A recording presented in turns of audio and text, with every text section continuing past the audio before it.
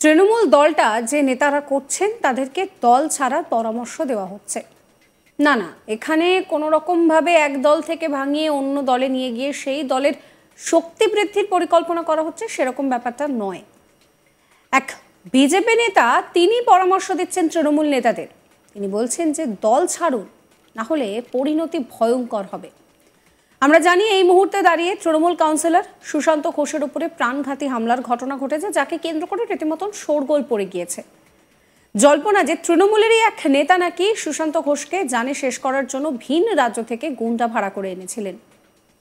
এরপর আদৌ দলটা তিনি করবেন কিনা ভাবতে শুরু করেছিলেন সুশান্ত ঘোষ। এই নিয়ে তিনি মন্তব্যও করেছেন। এবার এই নিয়ে বিরোধী শিবিরের তরফেও মুখ খোলা হয়েছে। এক বিজেপি নেতার পরামর্শ, তৃণমূল নেতাদের বলবো দলটা ছেড়ে দিন, কারণ বিজেপিতে এলে অন্তত হারমাদদের মার খেতে হতে পারে, কিন্তু জানে শেষ হওয়ার ভয় থাকবে না। তৃণমূলের পার্টির লোক বিহার থেকে গুন্ডা ভাড়া করে এনেছে শেষ করার জন্য। আমরা ভাবতে পারছি না। তার পরামর্শ, তৃণমূলের সব নেতাদের ভাবা উচিত তারা তৃণমূল কংগ্রেস করবেন কিনা। তিনি সুকান্ত মজুমদার আরও বলছেন যে বিজেপিতে থাকলে হয়তো হারমাদদের হাতে মার খাবেন, কিন্তু তৃণমূলে থাকলে জানে শেষ হয়ে যাবেন। তিনি আরও বলেন যে তৃণমূল কংগ্রেসের কাঠামোটা তাসের ঘরের মতো টিকে আছে, বেশি দিন অপেক্ষা করতে হবে না। 2026-এর বিধানসভা ভোটে তৃণমূলের অবস্থা হবে রীতিমতন তাসের ঘরের মতো ভেঙে পড়ার। তার পরামর্শ, তৃণমূল নেতাদের বলবো দলটা ছেড়ে দিন, না হলে নিজেদের দলের লোকের হাতেই শেষ হতে হবে। এই মন্তব্য করছেন সুকান্ত মজুমদার। শোনাবো আপনাদের কি বলছেন তিনি।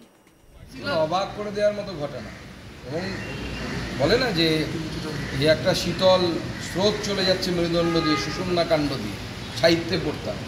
সত্যি নিজের পার্টির লোক, সে বিহার থেকে নাকি লোক ঠিক করে এনেছে, নিজেরই পার্টির কাউন্সিলরকে গুলি। কারণটা কি আমরা তো এটা বুঝতে পারছি না। পিছনে কি ধর্মীয় কারণ আছে, রিলিজিয়াস কোনো কারণ আছে, কোনো হিন্দু কাউন্সিলর থাকতে দেবে না, না এই ধরনের কোনো বিষয় আছে, আমরাই বুঝতে পারছি না। তৃণমূল কংগ্রেসের কাউন্সিলর চেষ্টা করছে। তৃণমূল কংগ্রেসের নেতাদের সকলেরই ভাবা উচিত যে তারা আদপে তৃণমূল কংগ্রেসটা করবে কি। কিন্তু বিজেপিতে থাকলে পরে বিজেপির কর্মী হয়ে হয়তো মার খেতে হতে পারে তৃণমূল কংগ্রেসের হারমাদদের কাছে, জেহাদিদের কাছে। দলের শীর্ষ নেতৃত্বের মধ্যে আগাগোড়া একটা বিভাজন দেখা গিয়েছিল মমতা বন্দ্যোপাধ্যায় সংগঠনের। এবারে জনপ্রতিনিধিদের মধ্যেও এতটা গোষ্ঠীকন্দল প্রকাশ্যে কীভাবে তীব্র হচ্ছে কী বলবো। দেখুন, পুরো কংগ্রেসের অ্যাকচুয়ালি পুরো কাঠামোটা তাসের ঘরের উপর টিকে আছে। বেশি দিন অপেক্ষা করতে হবে না। 26-এ যে ধাক্কা বিজেপি দেবে তাতে তৃণমূল কংগ্রেস। সুশান্ত ঘোষ বলছেন এলাকার পুলিশ স্টেট বা নজরদারি, বিজেপি অফিসের বাইরেও নজরদারি, বিরোধী পার্টি অফিসগুলোর ওপর নজরদারি, এর বিরুদ্ধে আপনারা কোনো পরিকল্পনা করছেন, কোনো স্টেপ নেবেন বা স্বরাষ্ট্রমন্ত্রকে জানাবেন? কারণ সুকান্ত মজুমদার তার গতিবিধির ওপর যদি ভিজিলেন্স হয় সেটা কি জানাবেন? দেখুন, প্রয়োজনে আমরা জানাতে বাধ্য হব। আমরা নিজেরাই এখানে লড়ে নিতে পারি, লড়ে নিতে জানি। পুলিশ এই ছবি তুলে মমতা বন্দ্যোপাধ্যায়কে পাঠিয়ে আমাদেরকে, বিজেপিকে আটকাতে পারবে। সুশান্ত ঘোষ বলছেন যে এই ওয়ার্ডের কাউন্সিলরের সঙ্গে আমার ঝামেলা, তা দীর্ঘদিনের সুপরিচিত, সকলের জানা। দেবাশিস কুমারকে জানানোর চেষ্টা করেছিলাম, নিজেদের মধ্যে মেটাতে বলেছিলেন বা আপাতত চেপে রাখতে বলেছিলেন। এরপর চুপ থাকা কঠিন হচ্ছে। এই যে নিজের দলেরই কাউন্সিলরের দিকে তিনি প্রশ্ন তুলে দিচ্ছেন। আমি বলবো দলটা ছেড়ে দিন, তৃণমূল কংগ্রেসের নেতাদেরকে ধীরে ধীরে বলবো দলটা ছেড়ে দিন, নাহলে নিজের দলের লোকেদের। লটারি নিয়ে ইডির রেড চলছে, চতুর্থ দিনে টাকা গোনার কাজ চলছে, রেড চলছে।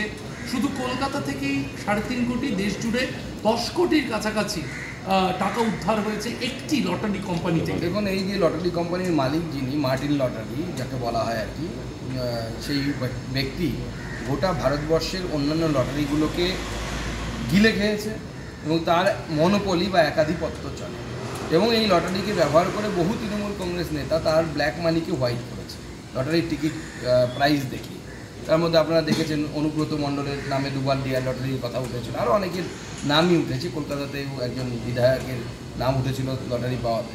তো এই গোটা একটা চক্র চলছে। এর মাধ্যমে আগে হাওলা কাণ্ড শুনতাম, এখন তো লটারি কাণ্ড চলছে। অন্যদিকে সুকান্ত মজুমদার আরও বিস্ফোরক অভিযোগও করেছেন। তিনি বলছেন যে বিজেপি নেতাদের ওপরে নাকি তল্লাশি চালাচ্ছে, পুলিশ নজরদারিও চালাচ্ছে।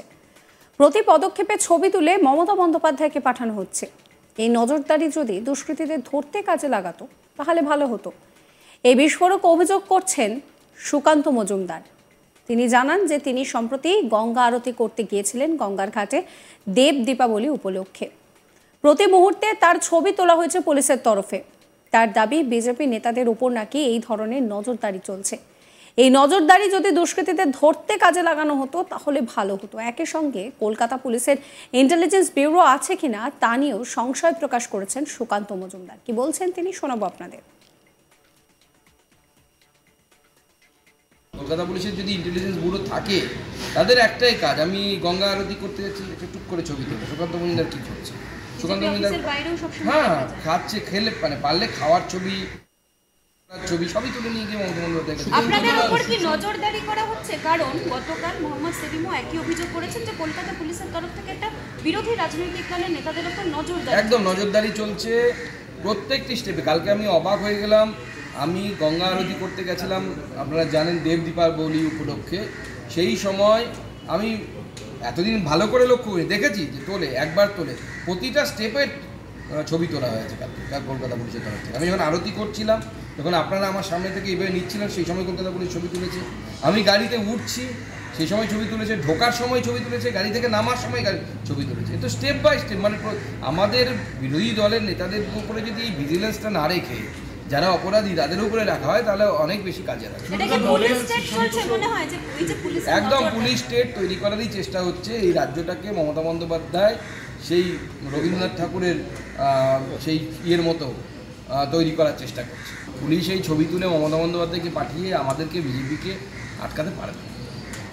সুশান্ত ঘোষ বলছেন যে এই ওয়ার্ডের কাউন্সিলরের সঙ্গে আমার ঝামেলা, তা দীর্ঘদিনের সুপরিচিত, সকলের জানা। দেবাশিস কুমারকে জানানোর চেষ্টা করেছিলাম, নিজেদের মধ্যে মেটাতে বলেছিলেন বা আপাতত চেপে রাখতে বলেছিলেন। এরপর চুপকা কঠিন হচ্ছে।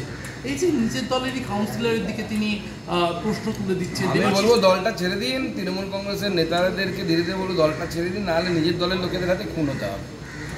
লটারি নিয়ে ইডির রেড চলছে, চতুর্থ দিনে টাকা গোনার কাজ চলছে, রেড চলছে।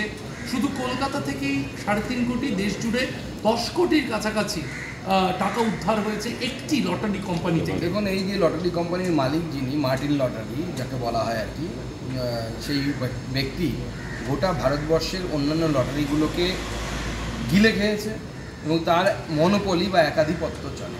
এবং এই লটারিকে ব্যবহার করে বহু তৃণমূল কংগ্রেস নেতা তার ব্ল্যাক মানিকে হোয়াইট করেছে লটারির টিকিট প্রাইস দেখিয়ে।